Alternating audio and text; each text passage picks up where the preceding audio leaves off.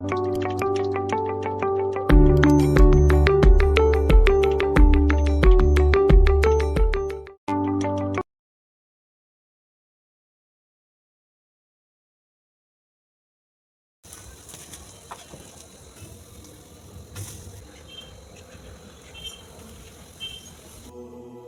আজকে এসে গেছি, আগের বারে আপনাদেরকে দেখিয়েছিলাম যে কামাখ্যা মন্দির, তো আজকে তার বিস্তারিত আলোচনার জন্যই আমরা এসে গেছি। তো বিস্তারিত আলোচনার মধ্যে মেনলি এখানে মন্দিরটা কিভাবে প্রতিষ্ঠা হলো বা কেনই বা প্রতিষ্ঠা করা হয়েছে, বা এখানে যে পরিচালনায় আছেন সে কি কি দায়িত্ব তার আছে, বা কি কি ভাবে এগুলো নিত্য পুজোর নিয়ম নীতি, তো সেগুলো সেগুলো জানার জন্যই আজকে চলে এসেছি। তো চিকুক ডায়েরি, সাথে আমি প্রান্তিক চ্যাটার্জি। তো আপনারা পুরো ভিডিওটা দেখতে থাকুন। তো একদম বাঁদিকে দেখতেই পাচ্ছেন, এখানে হচ্ছে মা কালীর মূর্তি রাখা আছে, একটা মূর্তি মা কালীর পেতলের, এবং ফটোও রাখা আছে। এবং তার নিচেই কিন্তু শিব ঠাকুরের একটা শিবলিঙ্গ রাখা আছে, মানে শিবলিঙ্গ। এবং ঠিক তার পাশেই যে মূর্তিটা নিয়ে মেনলি এখানে মানুষের বেশিরভাগ আসে, দেখতেই পাচ্ছেন, এটা হচ্ছে মা কামাখ্যার মূর্তি, যেটা আসামের গুয়াহাটিতে মা কামাখ্যা 51 সতীপীঠের মধ্যে একটা পীঠ, মা কামাখ্যা। এটা হচ্ছে মা কামাখ্যার মূর্তি। আমিও কোনোদিন দেখিনি, এই প্রথমে মা কামাখ্যার আমি দর্শন করলাম মূর্তি। এবং তার নিচেই কিন্তু মা কামাখ্যার নিচে কিন্তু শিব আছে, এবং তার নিচে সিংহ। এখানে কিন্তু মা দুর্গার যে সিংহ বাহন, এখানেও কিন্তু মা কামাখ্যারও বাহন কিন্তু সিংহ, এবং 10 হাত। মা কামাখ্যারও কিন্তু 10টা হাতেই আছে, মা দুর্গার যেরকম আমরা দেখে থাকি। এবং তার পাশেই আছে কিন্তু মা মনসা, যে দেখতেই পাচ্ছেন মা মনসার মূর্তি। এখানে বহু লোক পুজো দিতে আসে, বিশেষ বিশেষ তিথিতে, অমাবস্যার সময়, অমাবস্যায়, যখন যে যে দেবদেবীর পুজো হয় সেখানে পুজোও দিতে আসে। এবং এখানে আরো একটা দশমহাবিদ্যার আর একটা দেবী প্রতিষ্ঠিত হয়েছে, সেটা হচ্ছে বগলামুখী। এটা হচ্ছে মা বগলামুখীর মূর্তি, দেখতেই পাচ্ছেন। এবং এখানে প্রায় দশমহাবিদ্যার যে যে দেবদেবীগুলো আছে সবগুলোই এখানে আছেন। এবং এখানে আর একটা আপনাদেরকে দেখানো হয়নি, এখানে আপাতত ফটোতে মা ছিন্নমস্তার কিন্তু পুজো করা হচ্ছে, নিত্য পুজো হয়। কালীর পাশে কিন্তু মা ছিন্নমস্তা আছে,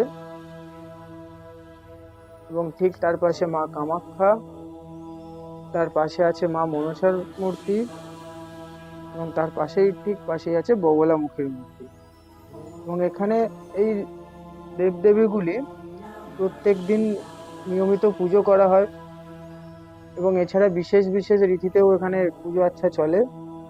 তো যারা যারা আসতে চান মন্দির দর্শনে তারাও আসতে পারেন, ঠিকানা বলে দেওয়া হবে। দুঃখিত ভিডিওর মধ্যখানে আপনাদেরকে সবাইকে বিরক্ত করার জন্য। তো যারা চ্যানেলটিকে সাবস্ক্রাইব করেছেন চিকুব ডায়েরির পক্ষ থেকে তাদেরকে অশেষ ধন্যবাদ। এবং যারা আমার চ্যানেলে নতুন আছেন, যারা ভিডিওটাকে নতুন দেখছেন, তারা অবশ্যই চ্যানেলের নিচে দেখুন সাবস্ক্রাইব অপশন আছে, ওই সাবস্ক্রাইব বাটনটাকে প্রেস করে চ্যানেলটাকে সাপোর্ট করবেন। তো আর আপনাদেরকে বিরক্ত করছি না, তো চলুন ভিডিওর পরবর্তী অংশটা দেখতে থাকি। আমরা এই জিনিস আপনাদের দেখিয়ে দিচ্ছি, ঠিক মন্দিরটার পেছনেই দেখুন একটা কিন্তু হোম কুণ্ড করা আছে, যজ্ঞ কুণ্ড। এই যে এটা কিন্তু বেশ বড় সড়ো একটা যজ্ঞ কুণ্ড করা আছে। এখানে ওনাদের কিছু রিচুয়ালস আছে পুজোর হয়তো ওইগুলোর। এবং এখান থেকে কিন্তু সোজা আমার টোটালি মন্দিরটি কামাখ্যা মায়ের মূর্তিটা কিন্তু দেখা যায়, সেই হিসাবেই তৈরি করে রেখেছে।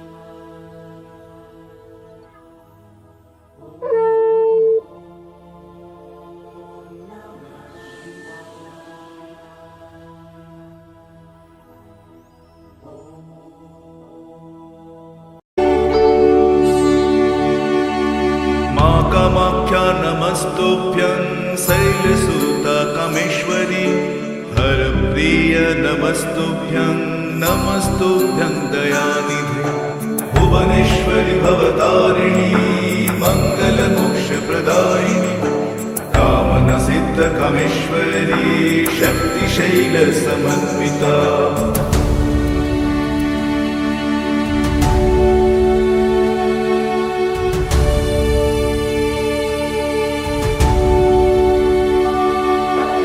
अधिष्ठात्री असमदेशे आवाहयामि सर्वदा सिद्धक्षेत्रनीलाञ्चले शक्तिपीठ प्रतिष्ठितम् नमस्तु कामाख्या देव्यै च तेजोमयं दिव्यं प्रणमामि सदा भक्त्या मां कामाख्या परं शुभम्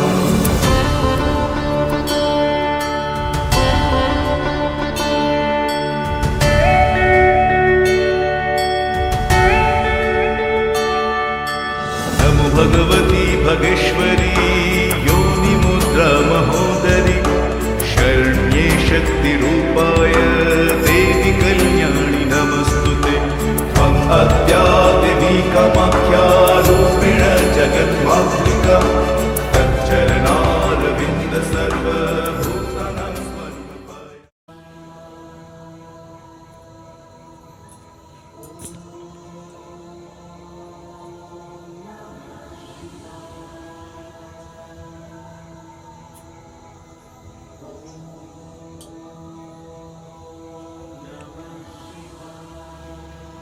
এখন যজ্ঞ শুরু হয়ে গেছে, যেহেতু অমাবস্যার দিন আমি গেছিলাম, তো যার ফলে অমাবস্যার দিনকে এখানে বিশেষ বিশেষ পূজার নিয়ম থাকে এবং যজ্ঞের ব্যবস্থাও থাকে।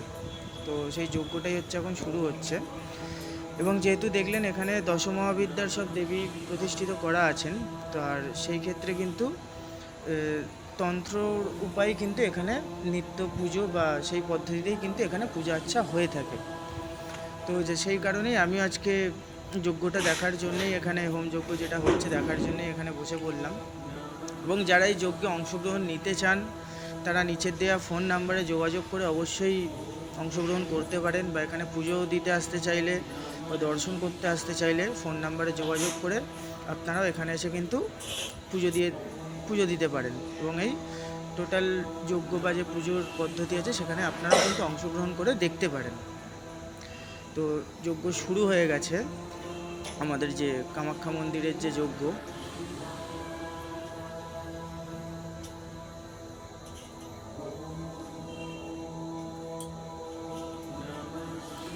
এবং এখানে একটা জিনিস বেশ আমার ভালো লাগলো, এখানের যে যজ্ঞ কুণ্ডটা দেখতে পাচ্ছেন, অন্যান্য জায়গায় সাধারণত আমরা দেখে থাকি যে পেতলের বা তামার যে যজ্ঞকুণ্ড বালি দিয়ে করা, কিন্তু এখানে যজ্ঞকুণ্ডটা কিন্তু বেশ বড় সড়ো যজ্ঞকুণ্ড। এবং এখানে কোনো এটাকে অন্য কোনোভাবে শিফট করাও যাবে না, বা এখানেই ফিক্স কিন্তু এরকমভাবেই তৈরি করা আছে। বেশ দারুণ লাগলো। এবং এখানে আরও যখন যজ্ঞ চলছিল, এটা দেখার জন্যই আজকে আমার এখানে যাওয়া।